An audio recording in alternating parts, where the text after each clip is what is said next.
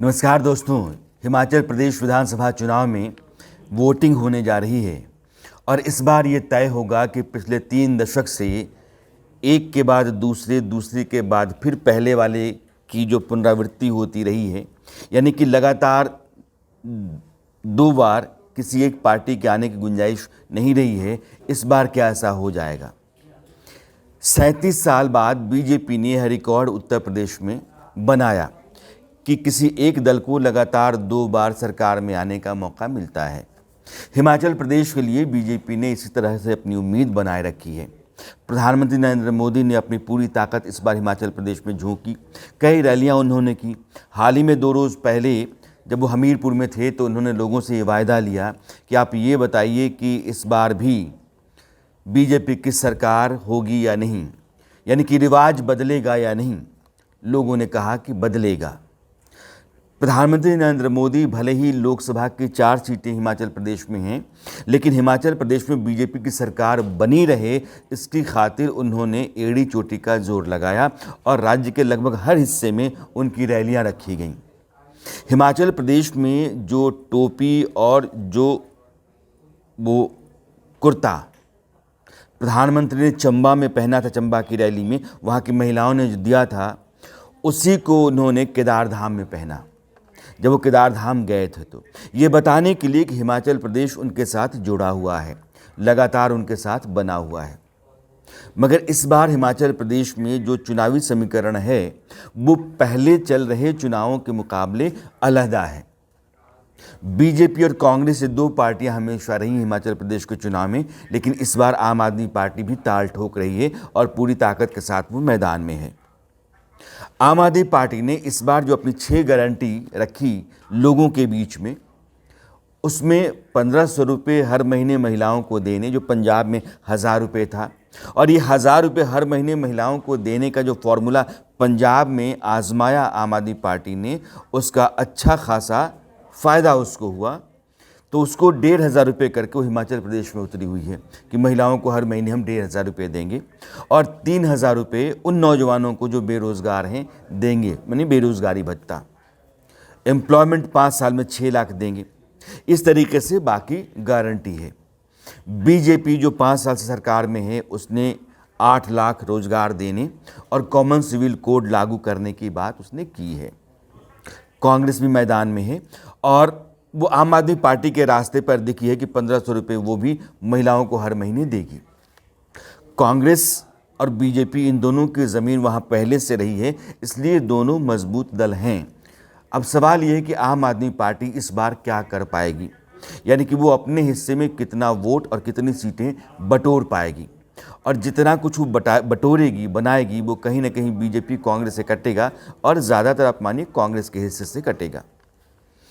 अब हिमाचल को एक बार समझते हैं, जैसे 68 विधानसभा सीटें हैं और 4 लोकसभा सीटें हैं, तो वो 4 लोकसभा सीटें 17 विधानसभा सीटों के पॉकेट में हैं।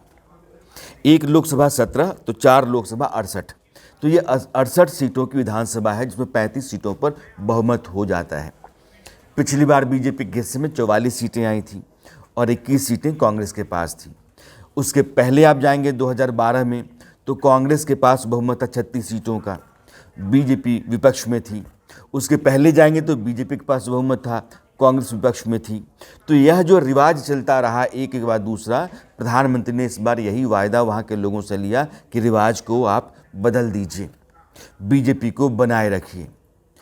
अब वो जो 68 सीटें हैं, इन 68 सीटों में राज्य में जो आबादी है उसको देखिए। समूचे हिमाचल प्रदेश में 32% के आसपास राजपूत वोटर है और ब्राह्मण वोटर, मेरा अपना अनुमान है 18% के आसपास है। तो 32%, 18%, 40% मतदाता जो है इन्हीं दोनों जातियों से आता है। और इसके बाद जो बड़ा चंक है, यानी कि आप यूँ मानिए कि राजपूतों से बड़ी आबादी अगर है तो शेड्यूल्ड कास्ट की है, अनुसूचित जाति की है। अगर मैं शिमला की बात करूं, राजधानी की, जो रिजर्व सीट भी है लोकसभा के लिहाज से, तो 45% आबादी शेड्यूल्ड कास्ट वोटर की यहाँ है शिमला में। या फिर सिरमौर बगल में आप आ जाइए, वहाँ भी 33% के आसपास शेड्यूल्ड कास्ट की आबादी है। तो बीजेपी ने क्या किया इस बार कि शिमला के जो सांसद सुरेश कश्यप हैं, जो शेड्यूल कास्ट से आते हैं, उनको कमान दे रखी है। तो एक ठाकुर व्यक्ति मुख्यमंत्री है और प्रदेश की कमान बतौर अध्यक्ष एक शेड्यूल कास्ट नेता के पास है, सुरेश कश्यप के पास। तो यह समीकरण, जाति समीकरण भी बीजेपी ने साधने की पूरी कोशिश की है। आम आदमी पार्टी पंजाब और दिल्ली के बाद हिमाचल, हरियाणा जैसे राज्यों में अपने आप को पूरी ताकत से झोंकने और अपनी ज़मीन को मजबूत और बेहतर करने की कोशिश में है। इसलिए इस बार वो भी मैदान में उसी ताकत के साथ खड़ी है। और कांग्रेस, जिसके पास अपना पहले से जनाधार है, नेता हैं और संगठन भी उसका है। हाल में प्रियंका गांधी ने वहाँ रैली की हिमाचल प्रदेश में। तो हिमाचल प्रदेश में कांग्रेस के जो नेता हैं वो लगे हुए हैं। लेकिन ये ज़रूर है कि बीजेपी और आम आदमी पार्टी, इन दोनों की जो शीर्ष नेतृत्व है वो हिमाचल में आपको दिखाई पड़ा।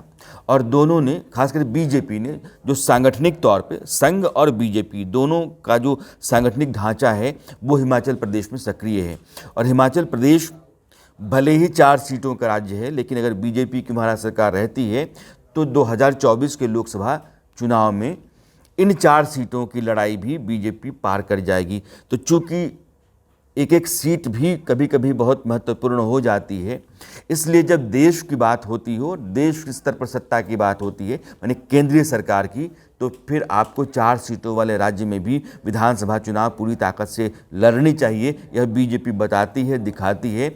और फिर लोकसभा की जो 4 सीटें हैं उन पर भी आपका कब्जा या आपकी जीत सुनिश्चित होनी चाहिए। हाल की तारीख में है, पिछले लोकसभा चुनाव में 4 सीटें बीजेपी ने निकाली, जैसे उसने दिल्ली के 7 सीटें निकाली।